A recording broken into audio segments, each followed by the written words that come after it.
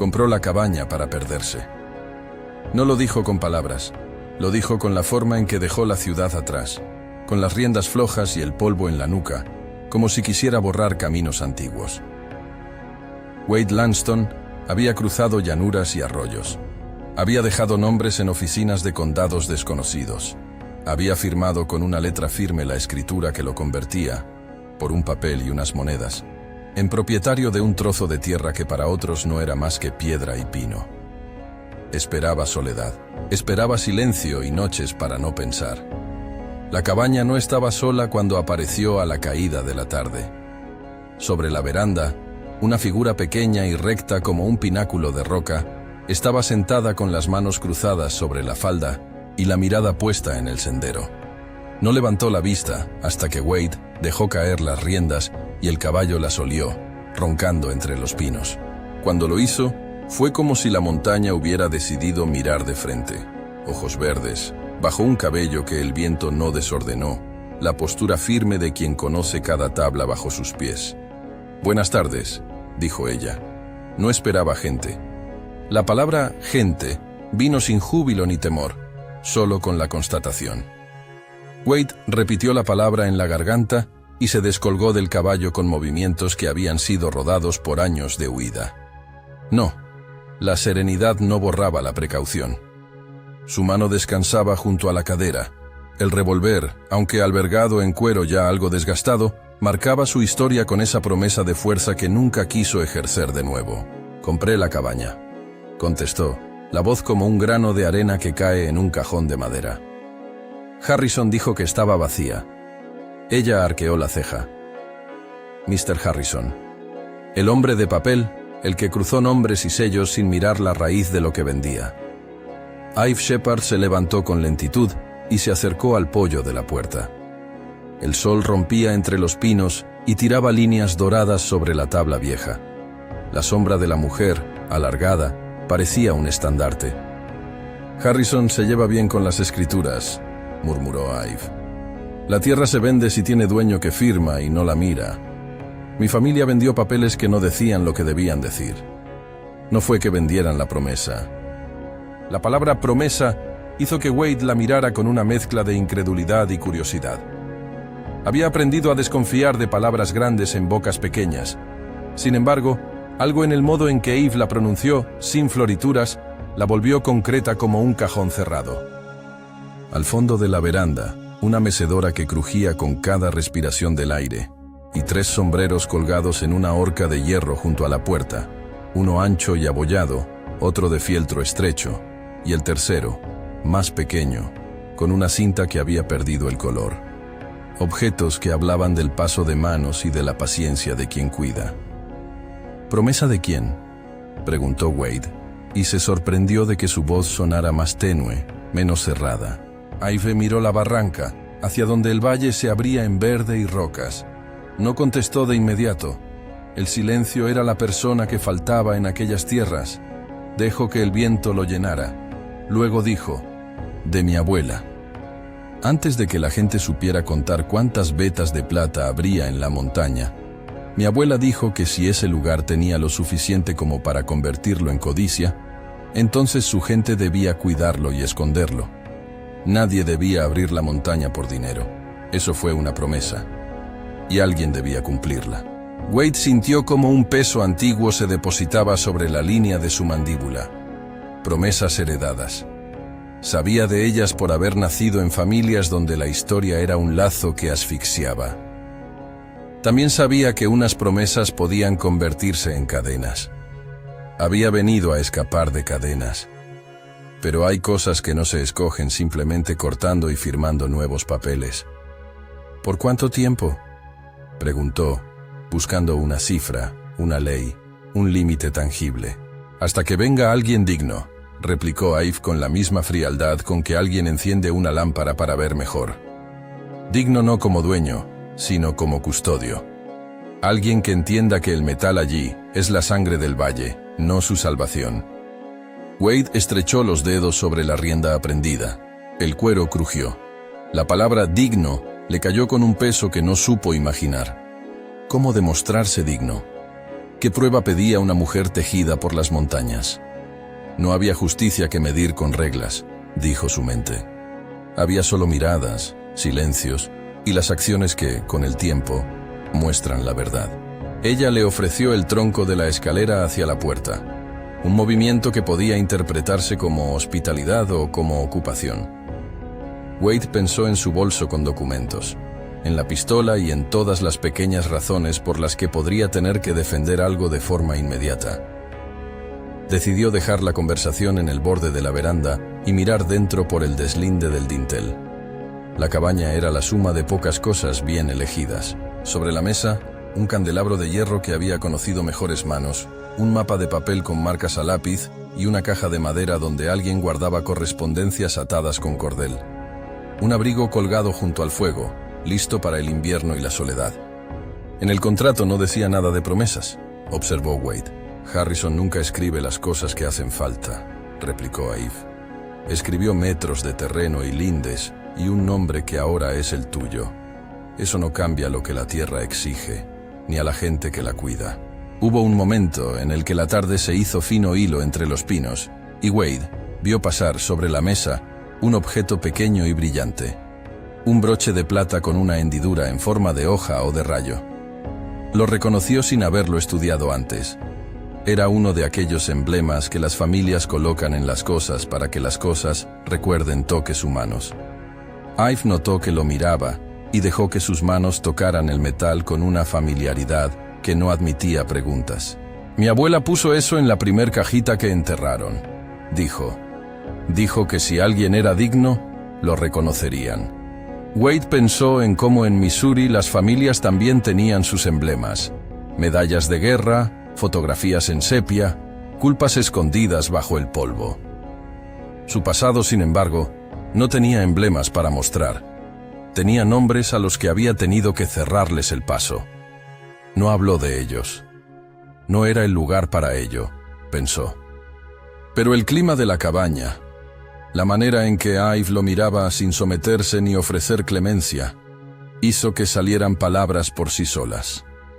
Maté a un hombre, dijo al fin, sin decir más. La frase quedó suspendida entre el humo que salía por la chimenea y el olor a pino de la habitación. Ive no parpadeó. No se alarmó ni lo juzgó con la dureza de quien no entiende la necesidad de matar. Ella tenía su propio archivo de pérdidas. En las montañas se aprende pronto que la vida no se cuida sola. ¿Lo hiciste por necesidad o por costumbre?, preguntó sin aspereza, como quien pide agua. Wade sorbió el aire. ¿Había una diferencia? En ciertas noches largas había respuestas a esa pregunta bañadas en sangre. Él eligió una que fuese más honesta que orgullosa. Por necesidad, contestó, y por proteger a los que estaban conmigo. Pero no quiero traer eso aquí. Ive asintió, con un movimiento que no cerraba la conversación, solo la colocaba en otra estantería. No era una absolución, tampoco una condena. Era la manera montañesa de tratar asuntos humanos.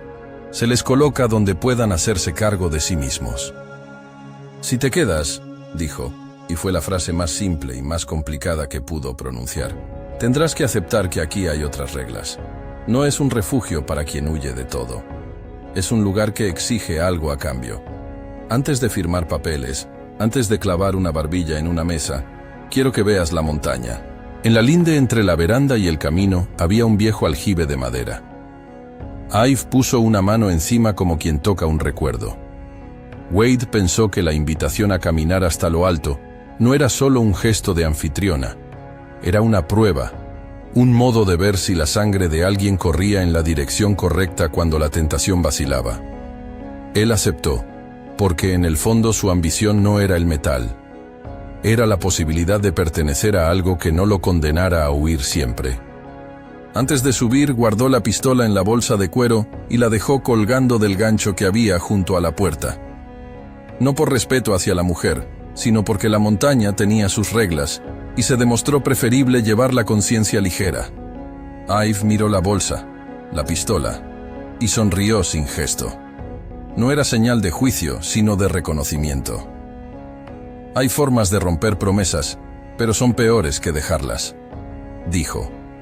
Y hay formas de guardarlas que no se aprenden con palabras. Se pusieron en marcha camino arriba, siguiendo un sendero tan viejo que el bosque lo había cosido de raíces. La tarde se deshilachó en un color cada vez más pálido. Los pinos se inclinaban y dejaban pasar viento que olía a frío venidero. Wade notó cada sonido. Hojarasca que se abría como un pergamino bajo botas, una roca que rodaba y se hacía río de pequeños ruidos, el coro lejano de un búho que se anunciaba. Ive caminaba ligera, como si la montaña la conociera de siempre. De hecho, la conocía. Su nombre resonaba en cuevas cercadas y en historias que se contaban cuando la nieve cerraba las casas. Ella había crecido donde la tierra y la gente se encontraban en silencio. Y por eso su paso tenía la marcada ventaja del que no necesita preguntar. Subieron por una senda estrecha, a veces solo una línea trazada por pisadas antiguas. En un recodo, Ive se detuvo y tocó un surco en la piedra que solo los ojos entrenados reconocerían como un signo, una marca hecha con cincel, un resalte que indicaba otra cosa. Dejó caer un guante contra la piedra para comprobar la textura y se giró hacia Wade. «Mira las marcas», dijo. «Hay manos que han sabido discordar entre sí. Unas creen que abrir la montaña traerá pan, otras que todo lo que aparece debe guardarse. Mi familia se inclinó por guardar». Wade se inclinó y deslizó los dedos por la roca. Había una vibración mínima en la piedra, un temblor que contaba historias de trabajo, no de mito. El aire olía a humedad, y desde arriba se veía cómo el valle pendía como un libro abierto. No hicieron ruido. El sendero terminó en una vaguada donde crecía un coro de helechos y un árbol caído que parecía una barca. Allí, entre raíces, se abrió una boca oscura, una grieta que descendía en pasos que olían a mineral. Antes de entrar, Ive encendió una linterna de aceite y la ofreció. La cerámica gruesa tembló en la mano de Wade, que no podía evitar pensar en la luz como en un tipo de fe. Bajaron los escalones, y la montaña los tragó en su tiempo propio. Un eco que devolvía sus palabras con una demora que hacía la conversación más densa y profunda. La cueva no era una promesa en abstracto. Era una respuesta. Era un hueco que contenía un espejo de cosas que la superficie no podía comprender. Al descender, la temperatura cambió y la humedad les besó los párpados. La linterna abrió un cono que cortaba la negrura. Maestro de su oficio, Ive sujetaba la luz alta y guiaba, como si conociera la mejor distancia entre sombra y seguridad. El primer destello vino como un latigazo, una veta ancha de plata que recorría la pared, como si la montaña tuviera sus arterias de metal. La luz rebotó y les devolvió un brillo frío que recordó a Wade las armas que había portado, a las monedas que había contado en noches de miedo, a la sed de algo que reconoce el brillo como promesa de resolver necesidades. Pero la plata allí era más que moneda. Era un pulso que hablaba del cuerpo de la tierra. Siguieron y encontraron una cámara más ancha, donde un agua clara reposaba como espejo inmóvil. La superficie no tenía ondas. La linterna de Ive trazaba en ella una línea que parecía prolongar el túnel hacia abajo. A lo lejos, más vetas se extendían como laceraciones brillantes en la roca, y montones de pepitas y trozos de mineral descansaban en pilas que alguien, durante generaciones, había ocultado. No había cofres con inscripciones ni armarios repletos de monedas brillantes. Había materia enterrada que aguardaba decisiones. Wade se acercó al lago y dejó que su imagen, distorsionada por el agua, le devolviera un rostro con la sombra de años. Tocar la plata sería convertir aquel sentimiento en acto. La codicia se mide en segundos. Un hombre se acerca, acaricia, y la montaña cambia su opinión. Pero Ive había crecido con esa veta como si fuera un pariente con convicciones. Alzó una mano y trazó sobre la superficie del agua una línea que la luz del aceite apenas alcanzó. «Aquí», dijo Ive. «Esto no es una mina que se abre para venderle el valle a cualquiera. Es un lugar que hay que entender. Alguien vendió papeles y pensó que la tierra era un negocio.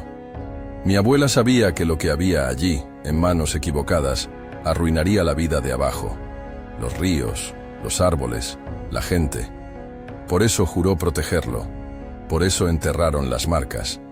Por eso hay quien dice que la montaña tiene voluntad. Wade observó la luz encajándose en la plata y comprendió cómo los ojos de otros se hundirían en ella con los mismos mapas antiguos que Harrison manejaba con indiferencia. La plata no gritaba, pero llamaba. Era como una respiración que podía ser medida en billetes si los hombres dejaran que su avaricia hablara. ¿Y cuál es la prueba de ser digno?, preguntó, sabiendo que si había una prueba, no sería un examen de fuerza. Ive le miró con calma, y por un instante Wade supo que no buscaba una respuesta para él solo, sino para la montaña misma. La prueba, dijo, es la de elegir. Todos los hombres que vienen buscando plata traen la voz de la ciudad con ellos, y la ciudad dice, abre y toma. Nosotros decimos, calla y guarda. Ser digno no es demostrar que puedes coger el metal, es probar que puedes dejarlo. Pero eso no es lo único. Digno también es el que sabe defender lo que guarda. Porque hay gente que no se conforma con hablar. Vienen con perros, con dinero y con odio. Una sombra se movió bajo la luz. Wade oyó, más que vio, un ruido distinto. Un eco que no pertenecía a la cueva, sino al mundo fuera de ella, como si alguien hubiera golpeado una campana en la distancia. Ive se tensó. Sus dedos apretaron la linterna y su boca hizo una línea fina. ¿Qué es?, preguntó Wade. Y la pregunta no era por la cueva ya, sino por todo lo que venía después. Ive no contestó con palabras de inmediato. Rebuscó en una bolsa colgada junto a su cadera y sacó un pequeño espejo ovalado. Lo levantó hacia la abertura y miró. Luego, sin sorprenderse, dijo: «Huele a caballos en la hondonada. A campamento». El uso del verbo oler para describir a caballos situó la amenaza en un sitio cercano, palpable. La montaña, que hasta entonces había sido un escenario de descubrimiento, se volvía ahora una frontera que debía proteger los secretos que guardaba. Wade sintió un frío de viejo instinto, la sensación de que el pasado le atrapaba, de que su nombre y sus pasos dejaban rastros aun cuando trataba de que no fuera así. «¿Pitimori?», preguntó, el nombre un golpe que resonó en el aire. Había oído el apellido en los pueblos, gente con recursos y con sed de venganza. Había historias de familias que, cuando se sentían desavenidas por la pérdida de hombres, enviaban hombres a reclamar justicia con manos de hierro. Ive asintió, corto. «Marcos Vidmori tiene gente. Siempre tiene gente. No vienen a ver, vienen a tomar. Y si hay quien piensa que la plata de la montaña puede arreglar viejas cuentas, entonces no vendrán con preguntas. Vendrán con hachas». La escucha de Wade fue aguda. Intentó mentalizarse en números. ¿Cuántos jinetes podría sostener un valle? ¿Cuántas fogatas podían encender en la noche antes de que el humo fuera señal? ¿Cuántas voces se necesitaban para abrumar a una guardiana y a un hombre nuevo? Pensaba en su pasado. No quería volver a desollar almas por su seguridad, pero tampoco quería huir frente a caballos. «No vine para luchar contra familias», dijo. «Vine para estar solo». Ive lo miró con la penetración de quien había vuelto la montaña su confesionario. No parecía molesta por su honestidad. De hecho, el reconocimiento de esa franqueza la tranquilizó. «Nadie que viene aquí viene solo por estar solo», replicó. «La gente viene por promesas, por cobre antiguo, por deudas viejas. Tú has venido a esconderte. Eso no te hace menos digno. Pero ahora no se trata de ti en lo personal. Se trata de si esto queda tal como está o si termina en manos que no lo respeten. Es la prueba que dijimos. Y la prueba, si quiere, puede empezar ahora». Wade dejó que la frase se asentara.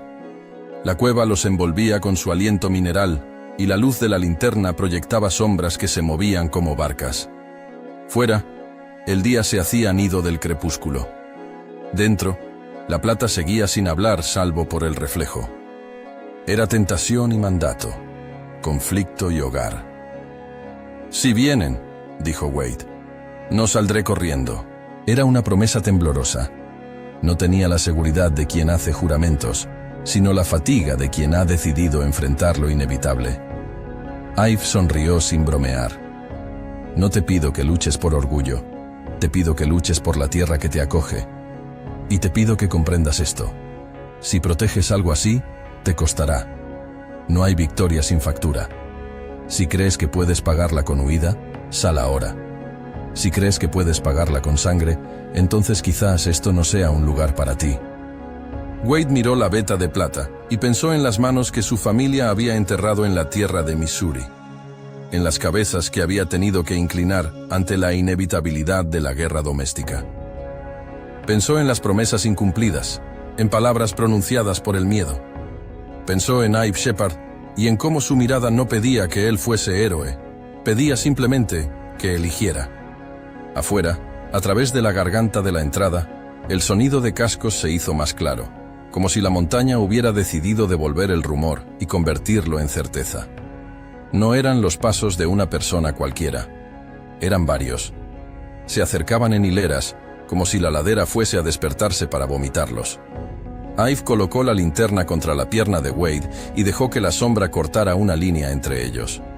Por primera vez, su voz mostró un borde punzante, no de amenaza, sino de preparación. «Tenemos poco tiempo», dijo. «Te mostraré cómo salimos de aquí si no podemos quedarnos. Y te mostraré cómo peleamos si no queda más remedio. Pero debes prometerme algo». «¿Qué?», preguntó Wade, consciente de que prometer una cosa podía ser tanto un alivio como una nueva cadena. «Que si esto se rompe», dijo Ive, «no lo harás por venganza. No lo harás por tu pasado ni por tu nombre. Lo harás por lo que esto es, la tierra, la gente y lo que todavía respira abajo.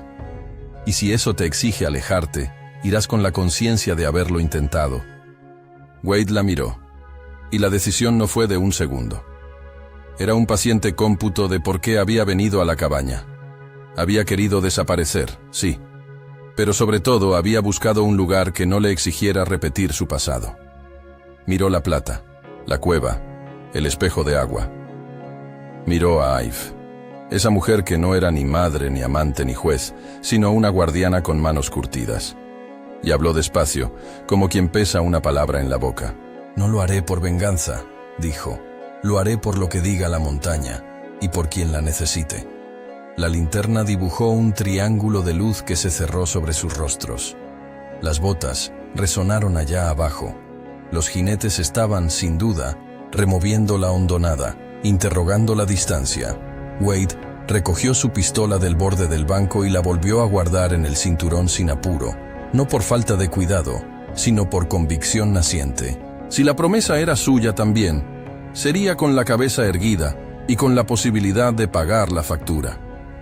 Ive asintió y abrió la puerta de la cueva con la ligereza de quien siempre supo su dirección. Atravesaron la penumbra y comenzaron a subir, siguiendo un sendero que zigzagueaba y que se estrechaba.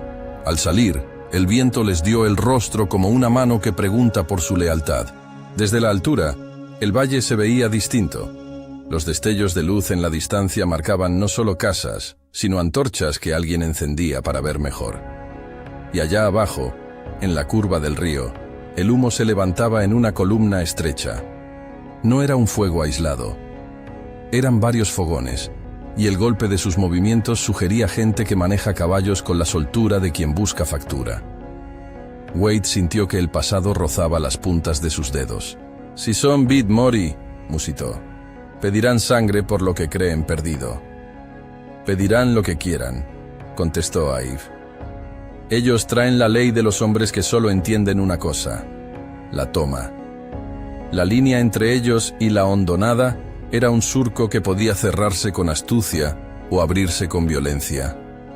La noche vino como un telón que se cerraba, y con ella, la decisión de actuar o de resistir. Un punto donde la promesa de una mujer y la búsqueda de un hombre se encontraban para poner a prueba su peso.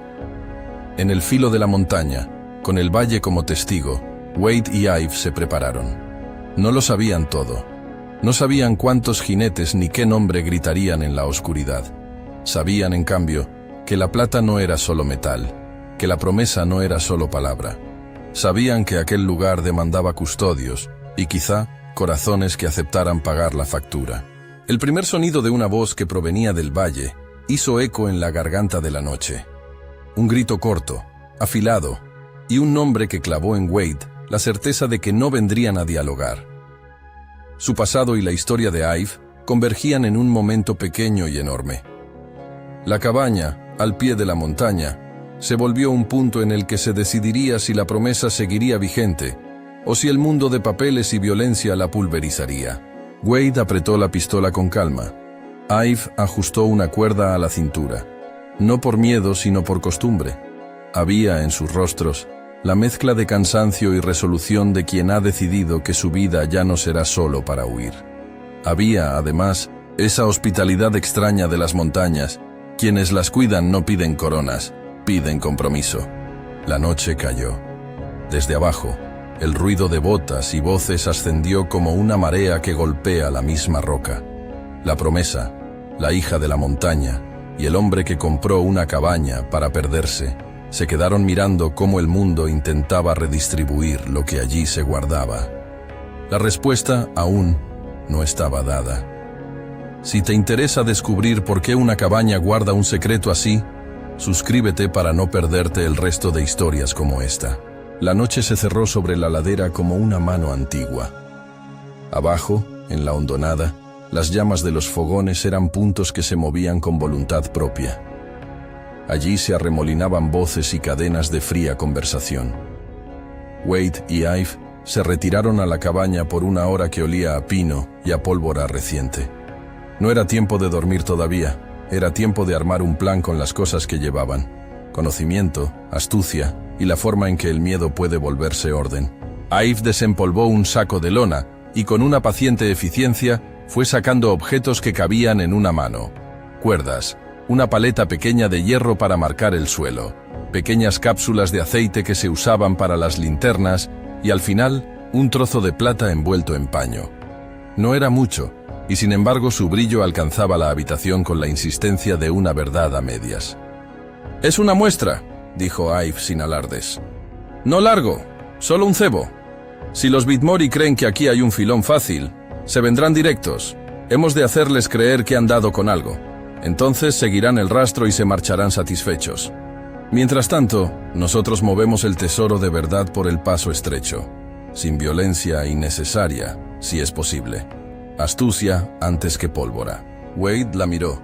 No estaba acostumbrado a planes que no nacieran de la inmediatez de la fuerza, pero la idea de crear una pista y llevar a los saqueadores a un laberinto donde el terreno obrara a su favor tenía sentido.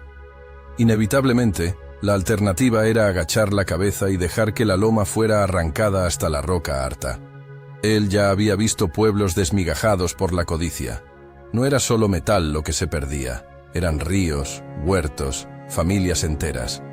Pensó en la promesa y en la manera en que una mujer vieja la sostuvo con la paciencia de quien sabe el precio de la pérdida. «¿Y si no se van?», preguntó Wade. «¿Y si vienen con hachas y no con ojos?».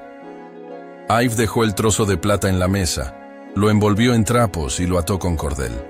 Sus manos eran fuertes, con marcas de arañazos pasados. La costura no mostró prisa. «Entonces tendremos que apartarlos del lugar donde esté la veta», contestó. «El paso escondido que te mencioné corta por una faja donde la roca se estrecha. Un hombre puede cerrarlo con cuerdas, que se tensan en las grietas. No quiero derrumbar la montaña. Eso sería profanar la promesa. Solo hacer que quienes quieran trastear se cansen de buscar. Yo conozco cada recodo. Tú conoces la paciencia para esperar el momento correcto de empujar». Empieza la coordinación. Wade comprobó su pistola, cargó la bolsa con algo de comida y colocó el saco con la plata falsa en la grupa de su caballo. Bien visible pero fácil de dejar caer. Ive marcó con una tiza antigua un punto en el mapa que colgaba junto al fuego y señaló, con la calma de alguien que ha hecho esto antes, el trayecto que tomarían los saqueadores desde el valle hasta la loma. «Ellos vienen pegados al río», dijo. «Buscarán la boca fácil. Pondremos el cebo en la grieta norte. Cuando suban, los sonidos que oigan no serán de la mina, sino de trabas que chirrían. Se distraerán. Tú, con los demás, los cortarás en la curva del arroyo si hace falta. Yo cerraré el paso estrecho con las cuerdas y usaré el sendero de la roca para empujarlos hacia los árboles donde no tengan ventaja. Los ojos de Wade se iluminaban con una mezcla de respeto y sorpresa. Ive no pedía que él fuera sangre, le pedía inteligencia y voluntad, y eso le sentó bien. Había pasado su vida obligándose a actuar solo, pero nunca a pensar en la coordinación con otra persona que no usara su vida como ejército. Por primera vez desde hacía años, imaginó un combate que no fuera solamente un costado de sí mismo. Se prepararon en silencio. Fuera, la oscuridad respiraba a su manera. La cabaña era una isla de luz que, sin embargo, no podía engañarse. El mundo era grande, y las decisiones que se tomaran aquella noche lo seguirían atando. Antes de salir, Ive posó la mano en el broche de plata que colgaba en su cuello. Tocó el metal como quien saluda a un muerto, y luego dejó la joyita en la caja de madera, oculta bajo una tabla suelta del suelo. Era un símbolo. La promesa debía permanecer escondida hasta que alguien demostrara su idoneidad. La hora para actuar vino con la misma precisión que la niebla. Abajo, las voces se acercaban, primero dispersas, luego agrupadas, como si cada fogón hubiera lanzado su propia orden. Wade montó a caballo y se colocó en el sendero que la noche hacía visible con una línea plateada de luna. Ive, más ligera que la sombra, se deslizó por detrás con cuerdas enrolladas en el hombro, dejando huellas que el bosque tenía derecho a borrar. Al acercarse a la grieta norte, Wade vio las primeras siluetas. Eran hombres como esperaba. Cuerpos camuflados por capas, armas apenas visibles bajo mantas, gestos bruscos que sabían de hambre y de ocasión. Al frente iba un hombre ancho, de barba rojiza, con una voz que parecía estar acostumbrada a ser obedecida. Más atrás, un grupo de perros olfateaba con la avidez obvia de quien no se privaría de un botín. El cebo funcionó como pretendían. Wade dejó que el saco cayera con la facilidad de quien abandona una promesa menor. Los perros se lanzaron como si el metal fuera un banquete. Los hombres, guiados por la codicia, siguieron. De pronto, los hilos de la loma se llenaron de ruido. Voces que se aproximaban, risas cortas, órdenes dadas con la seguridad que da la superioridad numérica. Precisamente entonces Ive, desde su puesto secreto, comenzó a tirar de cuerdas tensadas entre dos peñascos. Un chirrido controlado sonó como si la roca protestara. Unas hojas se movieron, creando un falso derrumbe que cerró el paso lateral. Los saqueadores se encontraron en un laberinto. Agitaban las antorchas, miraban la roca cerrada, y creyendo en la posibilidad de otra boca, se desviaron hacia un sendero que Ive había marcado con astillas de madera y pequeñas señales. No tardaron en seguirlo. Wade, con la calma de quien tiene el combate en la previsión, se movió en silencio para cortar su retirada si era necesario. La intención real no era matar sino agotarlos y, si se podía, someterlos hasta que la cordura y la calculada pérdida de ánimo los hiciera marchar. Pero los Vidmori no venían solo con hambre sencilla. Marcos Vidmori apareció como un augurio. No entró en el valle en silencio. Llegó con la marcha de quien cree en sus derechos y con un odio tan antiguo como una deuda mal pagada. Wade lo reconoció por la forma en que sus ojos se fijaban en la loma, como si ya calculara cuánto podía llevarse. Marcos no había venido con intención de negociar. Venía a restaurar un equilibrio que para él era simple. Su familia había perdido sangre y por tanto debía recuperar posesión y venganza. La confrontación era inevitable. Unos hombres intentaron flanquear por un paso que bordeaba un afloramiento. Wade y dos hombres que le acompañaban se interpusieron. La noche, de nuevo, se llenó de la voz de armas. Detonaciones cortas, gritos que se partían como ramas, el aullido de un perro que cayó herido y luego el silencio. Ese tipo de silencio que solo deja el peso de la respiración. Nada de ello fue espectáculo. Las balas alcanzaron madera y carne. Hubo un gemido que hizo que Wade se volviera, por un instante, a la conciencia del precio.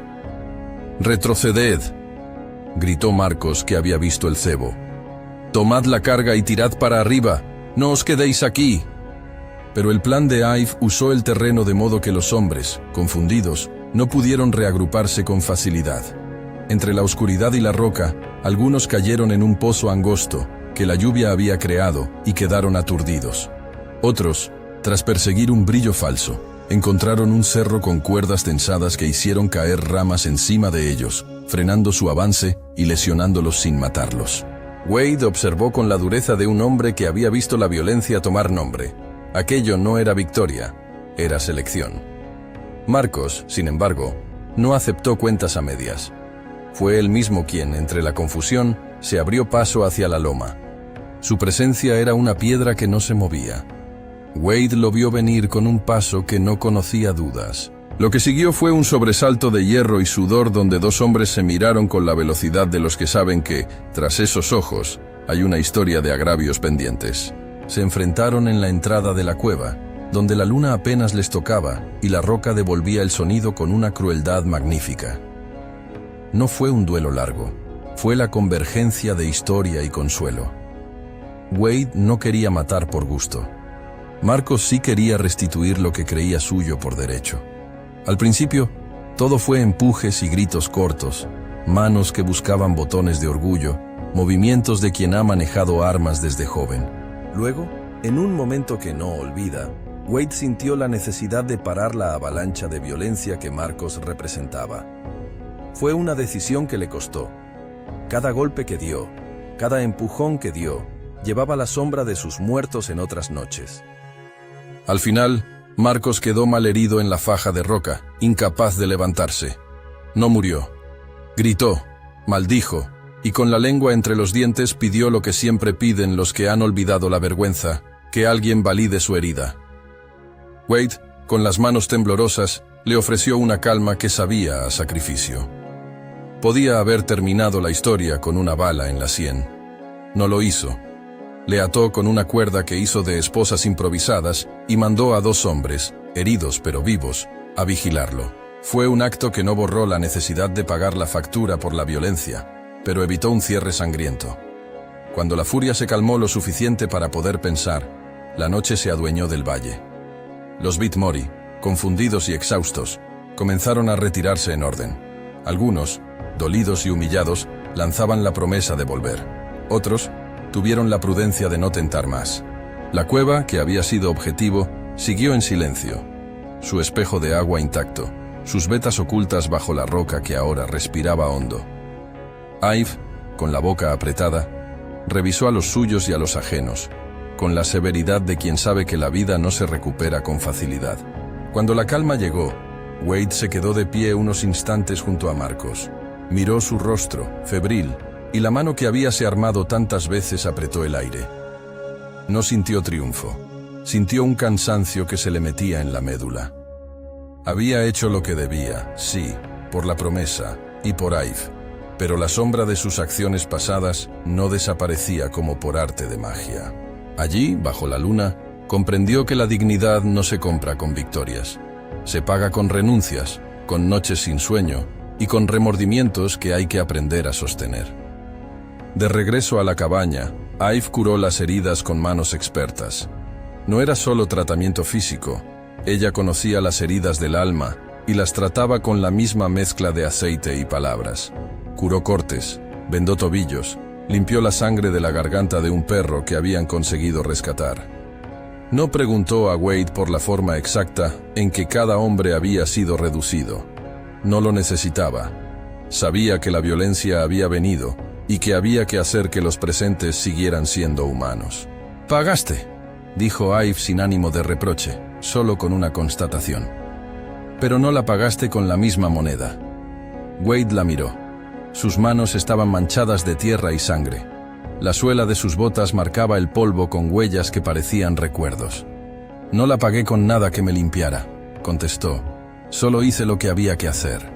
Ive se acercó y, con un gesto que parecía cálido por primera vez en días, tomó la mano de Wade y le limpió la palma con un trapo húmedo. No era una caricia estéril, era un acto de reconocimiento. «Habrás de cargar con algunas imágenes», dijo ella. «No quiero que te vayas creyendo que la custodia es un remedio. Es, a veces, una condena que eliges porque te importan otros. Y quizás eso es lo que nos hace dignos, que preferimos la deuda a la avaricia». Lo que siguió en las noches posteriores no fue grandilocuente. Hubo curación, sí, pero también reparación.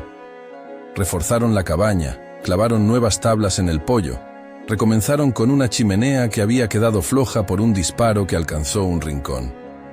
Wade trabajó con las manos como si cada tabla le pusiera un precio a su pasado.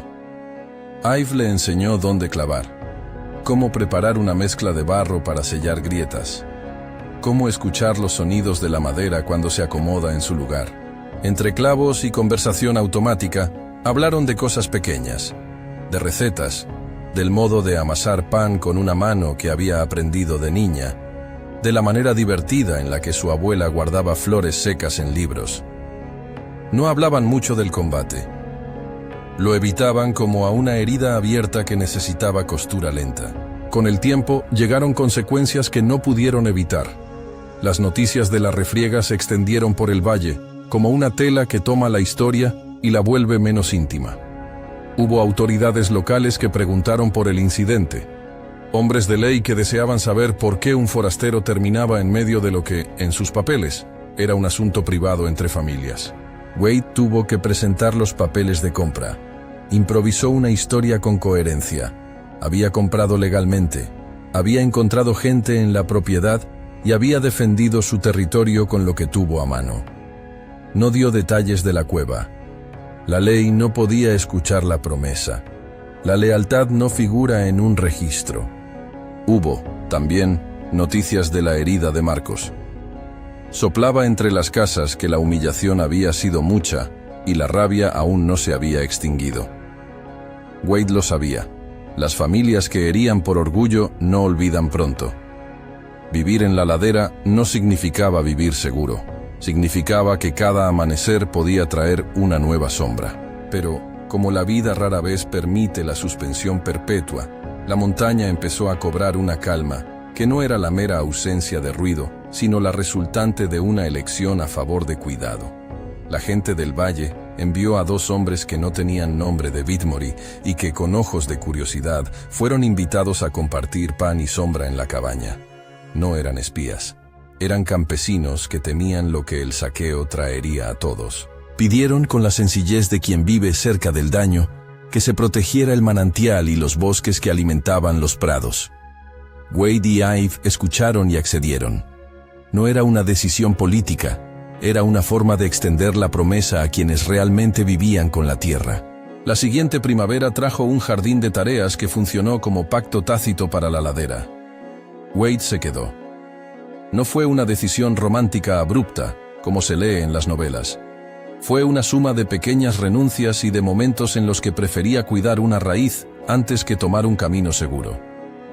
Ive, por su parte, dejó de ser solo la guardiana que desconfiaba y se convirtió en la mujer que enseñaba, con humor seco y paciencia, cómo leer la madera cuando cruje, cómo entender la lluvia cuando viene a anunciar sequía.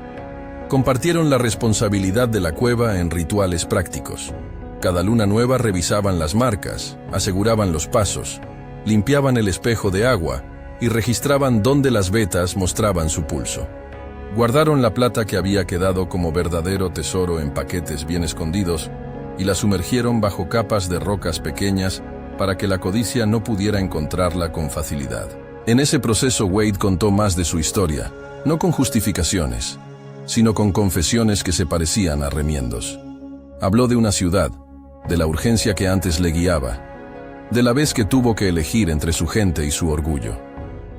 Ive lo escuchó sin juzgar, ofreciendo a su vez relatos de pérdidas, de un hermano que se fue con la tormenta, de su abuela que lloró por un molino y por la muerte de un marido en los 70 y tantos inviernos.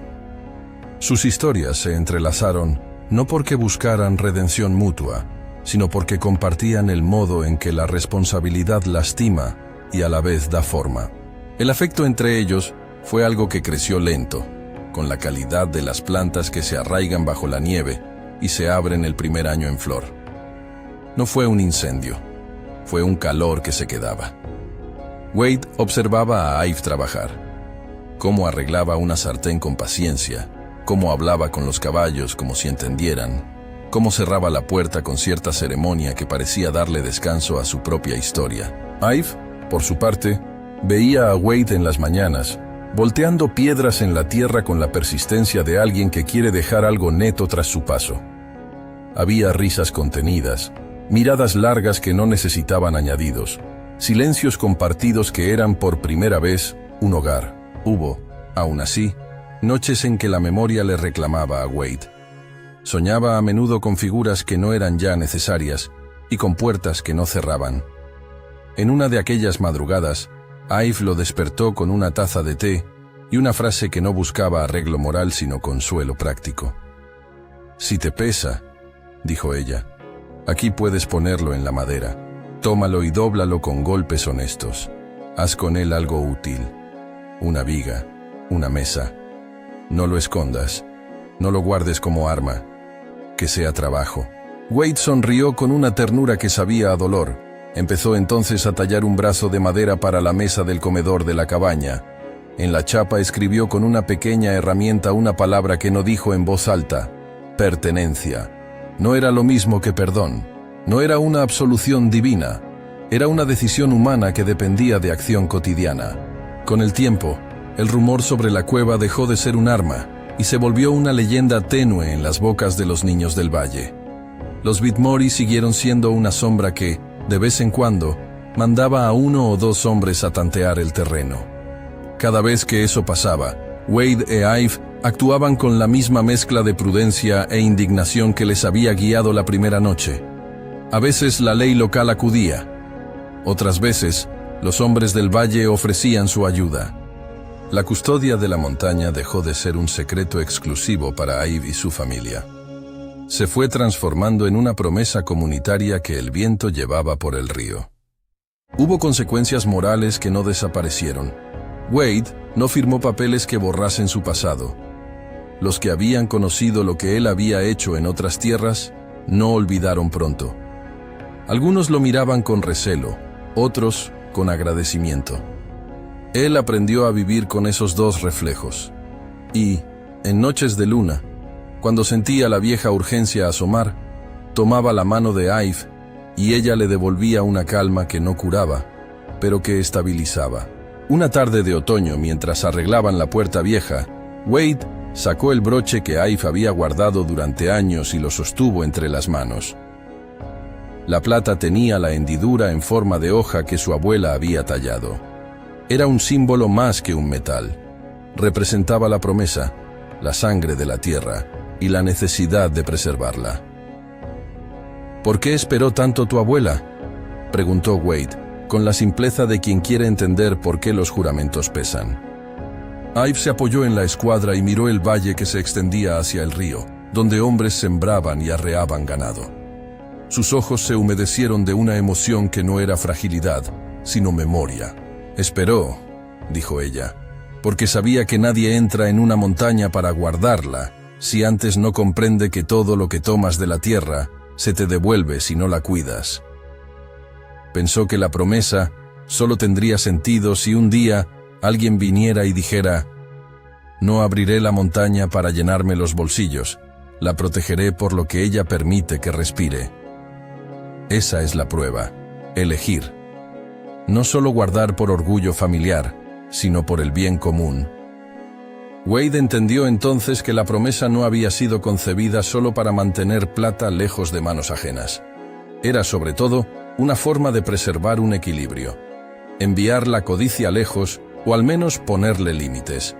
Comprendió que Ive no esperaba un héroe, sino alguien capaz de renunciar a beneficio propio en favor de la vida que florecía alrededor. El tiempo pasó, y la cabaña se convirtió en un punto tranquilo, cuidado por 2 guardianes que habían pagado costos y aprendido a sostenerlos.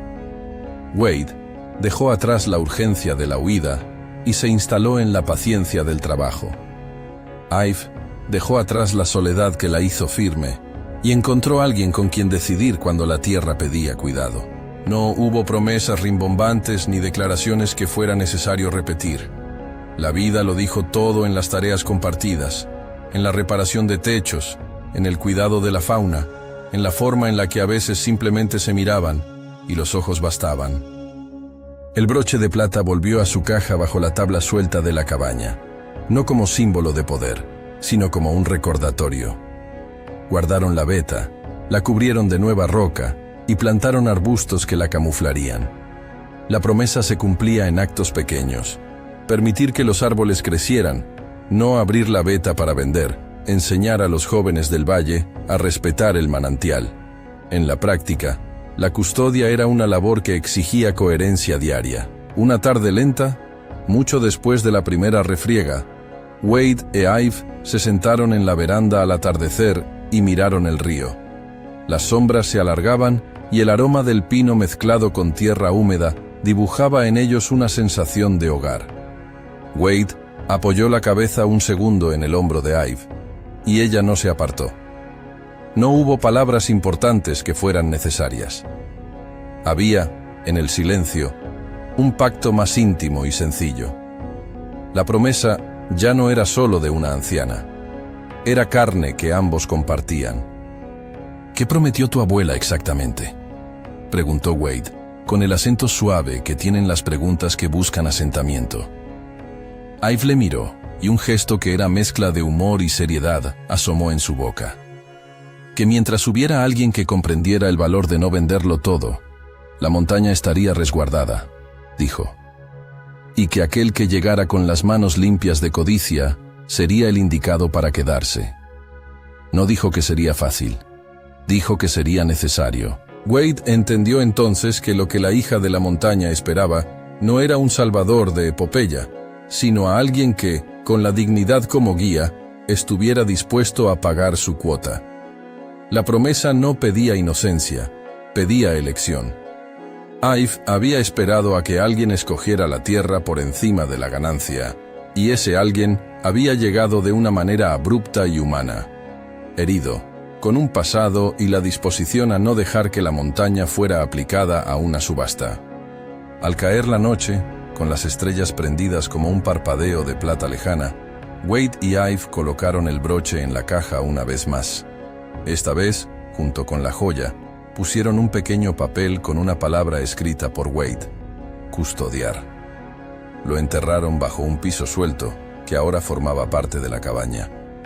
No era un acto de vanidad, era el símbolo de un nuevo pacto. Si alguno se pregunta qué promesa secreta esperaba la hija de la montaña, la respuesta no es única ni sencilla. Esperaba la certeza de que la tierra tendría a alguien que la escogiera como hogar y la protegería a pesar del costo. Esperaba a quien pudiera oponer la dignidad a la codicia, a quien prefiriera la comunidad a la ganancia. Esperaba también la posibilidad de que en la protección de la tierra brotara una pertenencia que curara heridas viejas. No era una promesa mágica, era un encargo humano que requiere tiempo, trabajo y la decisión constante de elegir. Wade y Ive, en lo que quedó de su historia, no salvaron al mundo entero. Sí salvaron ese valle, aquella cueva y la memoria de una abuela que supo ver más allá de los papeles. No borraron, sin embargo, los errores de Wade ni las heridas de Marcos. Aprendieron que la custodia trae responsabilidades y que a veces la justicia de los hombres llega tarde o no llega. Pero la promesa quedó cumplida en la forma más humilde, en el hecho de que alguien decidió, día a día, poner la tierra por delante del beneficio. Si te ha conmovido esta historia, comparte en los comentarios. ¿Protegerías un secreto así o lo revelarías por seguridad o por el bien común? Me gustaría leer qué piensas sobre promesas, custodios y las decisiones que duran más allá de una vida.